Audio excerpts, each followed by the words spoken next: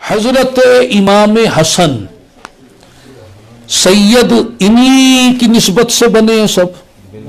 इमाम हसन हुसैन की निस्बत से, इन्हीं की औलाद से, इनसे हटकर तो कोई सैयद नहीं। अब इमाम हसन रदी अल्लाह ताला अन्हो क्या इरशाद फरमा रहे हैं?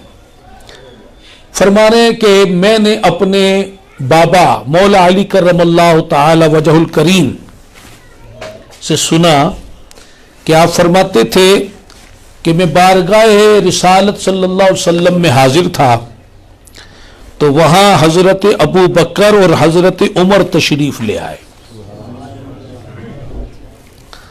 तो सरकार सल्लल्लाहु अलैहि वसल्लम ने मुझसे फरमाया, हजरत अली क्या फरमा रहे? मुझसे फरमाया कि ए अली, ये दोनों, कौन कौन दोनों? हजरत अबू बकर सिद्दीक और हजरत उमर फारूक रदी अल्लाह ताला अन्हुमा, ये दोनों जन्नत के तमाम बूढ़ों और नौजवानों के सरदार हैं।